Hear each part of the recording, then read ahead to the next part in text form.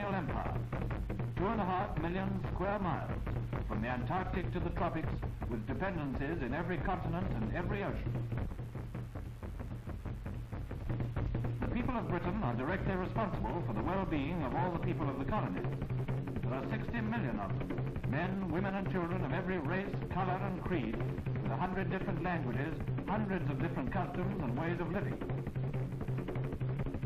To guide and develop this vast empire is no easy matter. Hong Kong in the Far East, with its constantly shifting population of Chinese, presents very different problems from Fiji and the islands of the Pacific. Malaya, where the subjects of Eastern sultans live side by side with Western industrialism, and Ceylon, where the traditional occupations of the East continue unchanged under Western forms of government. Africa, home of more primitive peoples, with colonies spread from the Indian Ocean to the South Atlantic. The Mediterranean, stormy Palestine, disputed by Jew and Arab, Gibraltar and Malta, naval bases and guardians of Britain's shortest route to the east. In the New World, Bermuda, the Bahamas, and the West Indies, islands of the Caribbean Sea. On the mainland, British Honduras and British Guyana. The British taxpayer gives a helping hand to the colonies. In the next few years, £55 million are to be spent on their development and welfare, striking proof that even in the midst of war, Great Britain does not shirk her responsibilities to her colonies. Britain's plans for her colonies can best be understood by seeing how they are applied to the native people in one area of British Africa, Kenya Colony, the mandated territory of Tanganyika, and the protectorate of Uganda.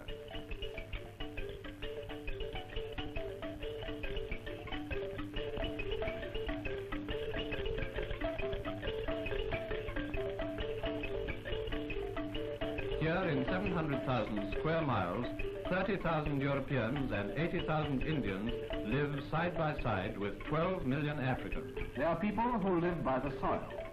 Some tribes, such as the Wakamba and the Massai, herd their cattle on the plains. Others, such as the Luo and the Kikuyu, are tillers of the soil.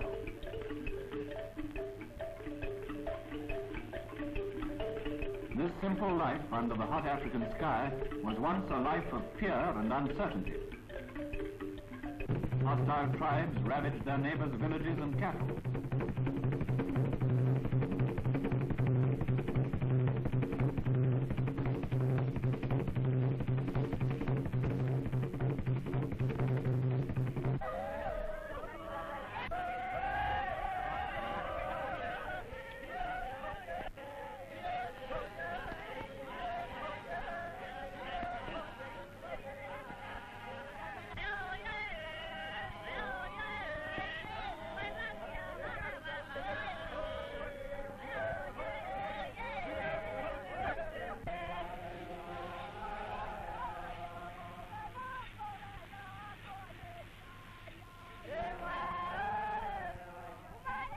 British rule has brought peace. The enterprise of European officials and settlers and of Indian traders has opened up the country. But there is still a long battle to be fought with ignorance, poverty, and disease.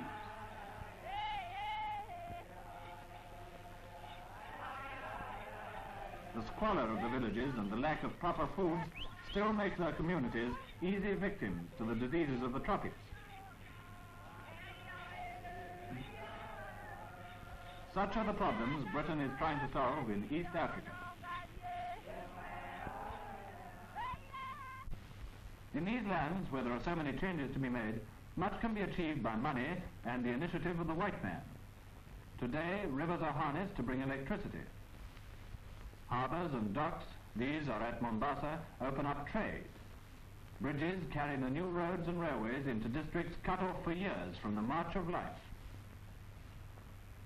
A good medical service is essential. The service of hospitals and village dispensaries is being steadily expanded.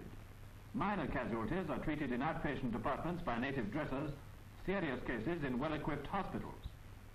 Fear and suspicion of the white man's health services are rapidly breaking down, and in this, the testimony of the mothers who use the maternity centres is a powerful help.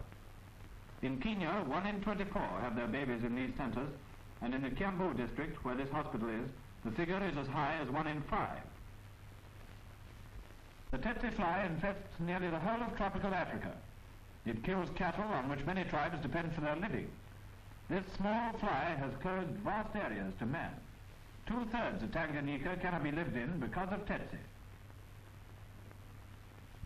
At 8 different research stations, scientists are studying its habits and movements and trying to find ways of destroying it. These men, using special traps which look like cattle to the tsetse fly, are collecting specimens for experiment in the laboratory. There are 21 varieties, and each must be dealt with separately.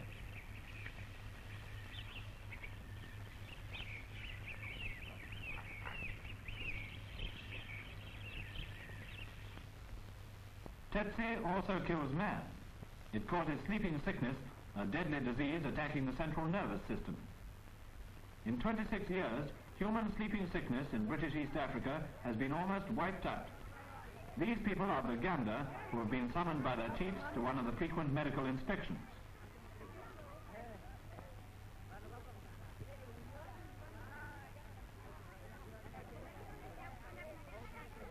One of the first signs of sleeping sickness is a swelling of the glands. In doubtful cases, a blood test is taken on the spot. Motor cars may carry infected tsetse from one area to another. To prevent this, the government has established fly posts on the edge of every infected area.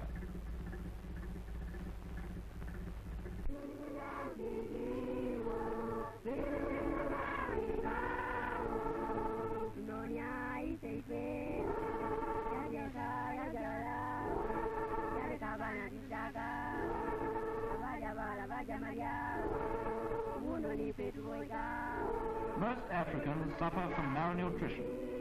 Sometimes they don't have enough food. Generally, they lack the right sorts of food. Often, they don't use properly the foods they have. As a result, many of them are not strong enough to resist disease.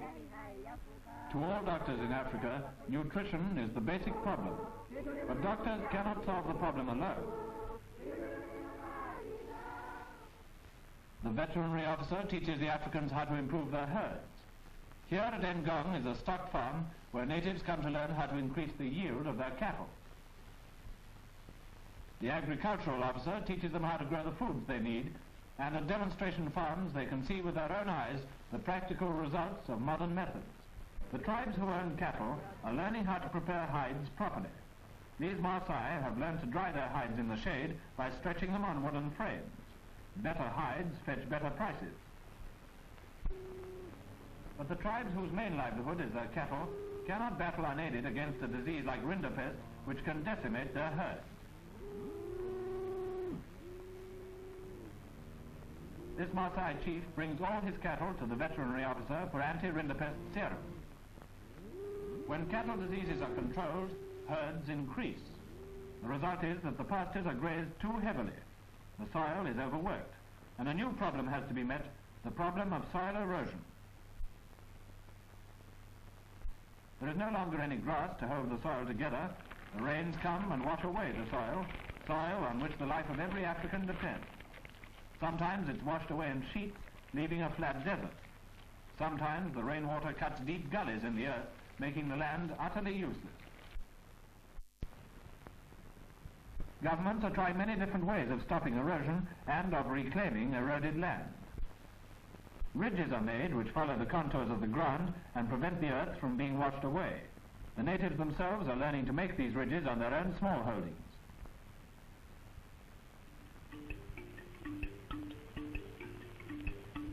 They are being taught to shift the cattle more often from one grazing ground to another. At Kongwa, in the country of the Wagogo, the cattle are grazed for 7 months on the home pastures. Then the chief gathers together his people and they drive their cattle, 7,000 head, out to new pastures.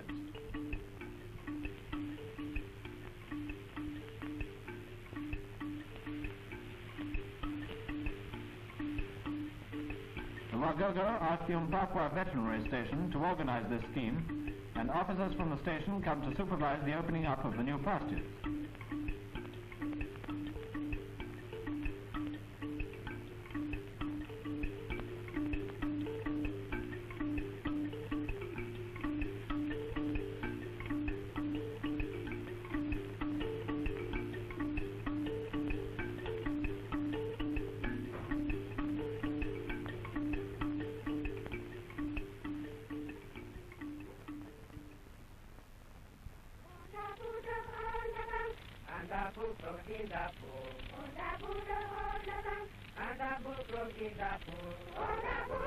All real progress depends on education.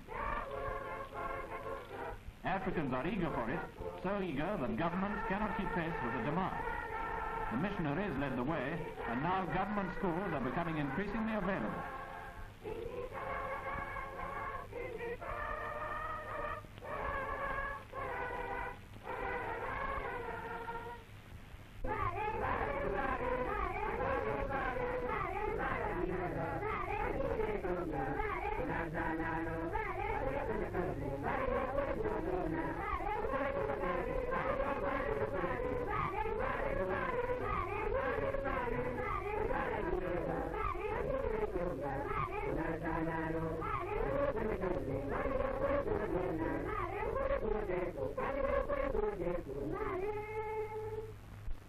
Elementary education is not enough.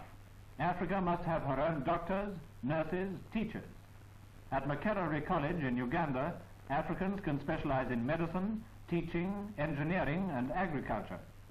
They will be leaders and teachers in the new Africa which is coming into being. It will be for them to combine the new knowledge of the West with all that is best of their own culture and traditions. This is the national and also the Empire Programme. The Right Honourable Malcolm MacDonald, His Majesty's Secretary of State for the Colonies. We who are responsible for the government of the British Colonial Empire are engaged upon a great adventure. The task is enormous. The problems are innumerable. We sometimes run into troubles, and our ultimate goal is still far away. Let us, in this present generation of colonial servants, see to it that the millions of our fellow citizens in the colonies are better off when we lay down our responsibilities than they were when we took them up. Behind the new life which today is coming to communities all over the empire lies a serious plan.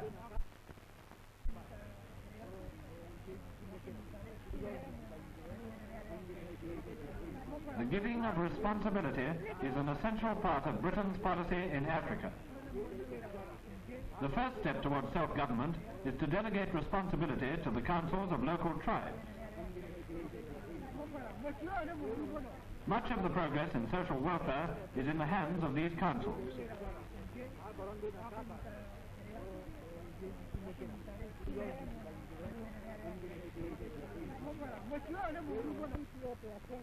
Everywhere in East Africa, the chiefs administer their own courts of justice.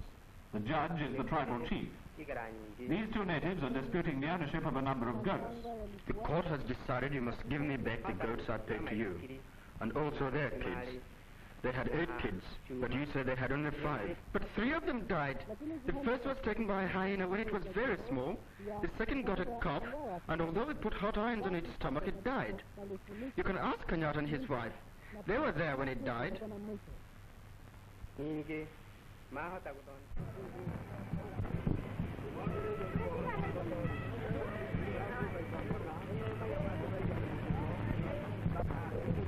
Agricultural exhibitions are held in many districts in East Africa. These shows provide opportunities for important educational work by all departments. For weeks, officials have been preparing dramatic exhibits on housing, health, cattle, and crops.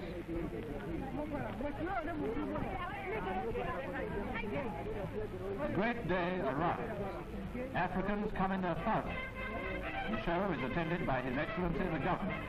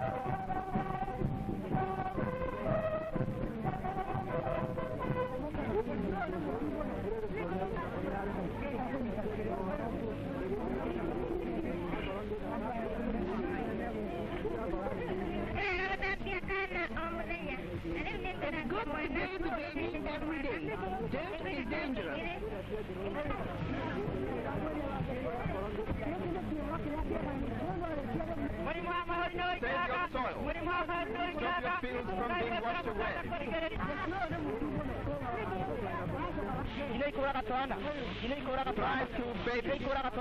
Flies carry illness and death.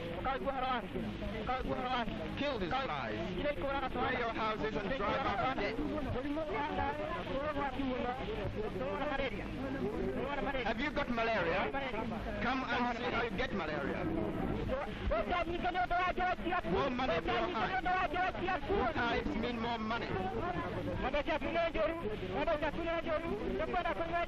Your cattle are bad. They are small and sick. I will show you how to have cows like these.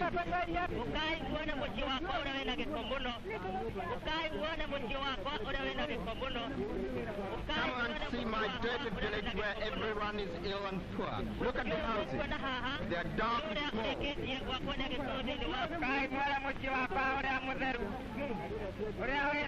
Come and see my clean village where everybody is happy and healthy. There is no dirt for rats and flies. Here the people don't sleep on the floor among goats and chickens. They sleep in beds under nets. They won't get malaria from mosquitoes.